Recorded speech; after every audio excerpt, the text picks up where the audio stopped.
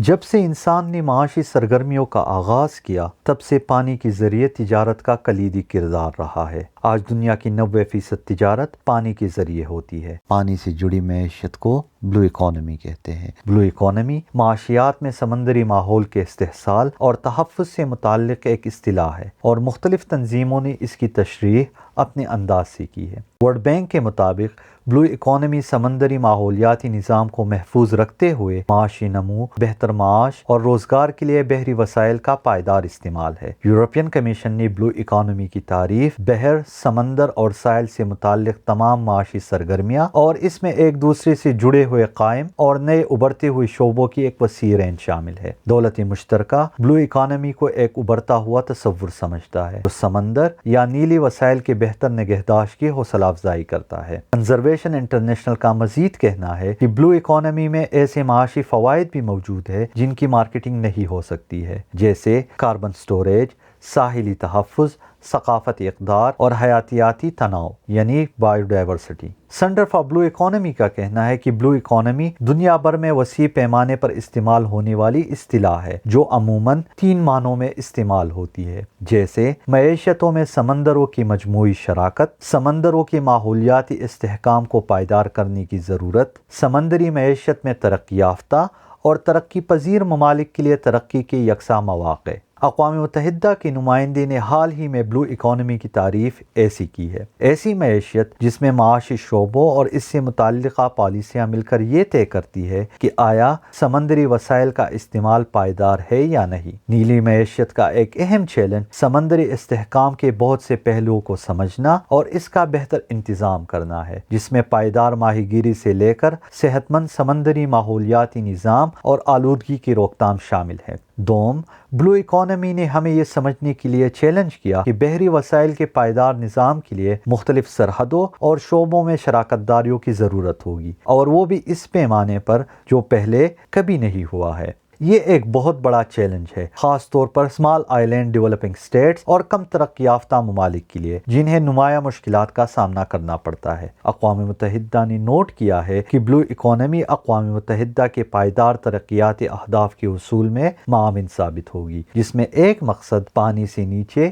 زندگی ہے۔ World wide life fund نے ایک پائیدار بلو اکانومی کے لیے اپنی رپورٹ میں لکھا: کچھ لوگوں کے لیے نیلی معیشت کا مطلب پائیدار معاشی ترقی کے لیے سمندر اور اس کے وسائل کا استعمال ہے، دوسروں کے لیے اس کا مطلب بحری شعبے میں کسی بھی معاشی سرگرمی سے ہوتا ہے، چاہے پائیدار ہو یا نہ ہو۔ WWF نے اس رپورٹ میں یہ بھی کہا ہے کہ نیلی معیشت کی اصطلاح کے تصور کو پالیسی سازی اور سرمایہ کاری اعلیٰ سطح پر اپنانے کے باوجود ابھی بھی بلو اکانومی کا وسیع پیمانے پر قبول شدہ تعریف موجود نہیں۔ بلو اکانومی کا تصور بہت وسیع ہے، جس میں سمندر اور دریا کے ذریعے سامان کی تجارت، آبی زراعت، ماہی گیری، سمندری پروڈکٹس کی پروسیسنگ، تجارت اور برآمدات شامل ہے۔ اس میں جہاز رانی اور شپ بریکنگ انڈسٹری بھی شامل ہے۔ بلو اکانومی سمندر کے ہوا سے پیدا ہونے والی بجلی، سمندری بایو ٹیکنالوجی، بایو پراسپیکٹنگ کا بھی احاطہ کرتی ہے۔ اسی طرح ساحلی علاقے اور اس کی سیاحت کا شعبہ، آف شور آئل بلڈنگ اور سمندر کے تہہ سے تیل نکالنا بھی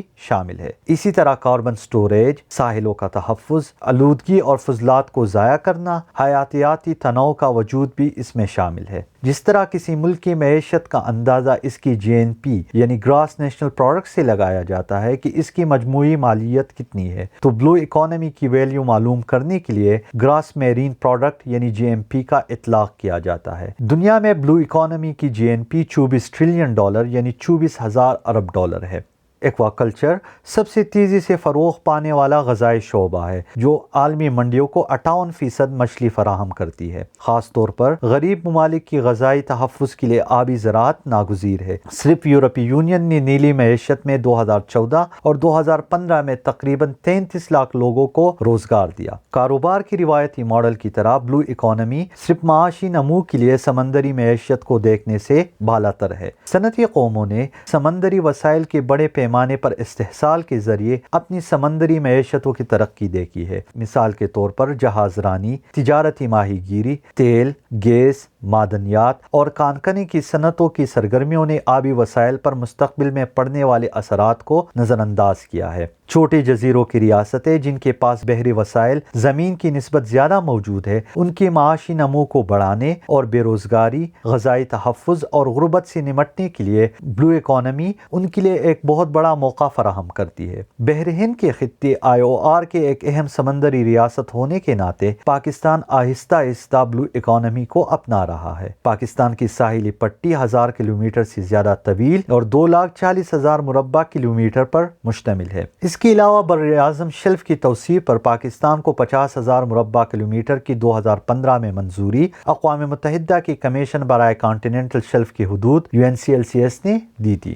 پاکستان کا سمندری شعبہ مالی اور تکنیکی لحاظ سے انتہائی گہرا ہے اور اسے تعمیر، چلانے اور معاشی طور پر منافع بخش بنانے کے لیے خاطر خواہ سرمایہ کاری اور پالیسی سازی کی ضرورت ہے۔ پاکستان کی سمندری آمدنی کا تخمینہ $183 ملین ہے، جو بھارت اور بنگلہ دیش سمیت ہمسائے ممالک سے بہت پیچھے ہے، جس کا تخمینہ بالترتیب 5.6 اور 6 بلین ڈالر ہے۔ پاکستان کے ساحلی علاقے بایو پیداواری صلاحیت اور حیاتیاتی تنوع سے مالا مال ہے، کیونکہ یہ تجارتی لحاظ سے اہم اور ماہی گیروں کے لیے بہت بڑی افزائش گاہیں مہیا کرتی ہے، جن میں کارپ اور کیکڑے بھی شامل ہے، جن کی مالیت $2 ارب سے زیادہ سالانہ ہے۔ مچھلی کے برآمدات کی وسیع امکانات کے باوجود پاکستان کے ماہی گیری کے شعبے نے ملک کی GDP میں صرف 0.4% کا حصہ ڈالا ہے، تاہم اس سال اس شعبے میں 0.6% کا اضافہ دیکھا گیا ہے۔ اس سے ایک بار پھر اس بات کی نشاندہی ہوتی ہے کہ اس دائرے میں بے پناہ صلاحیتوں کے باوجود پاکستان کس قدر کم ترقی کر رہا ہے۔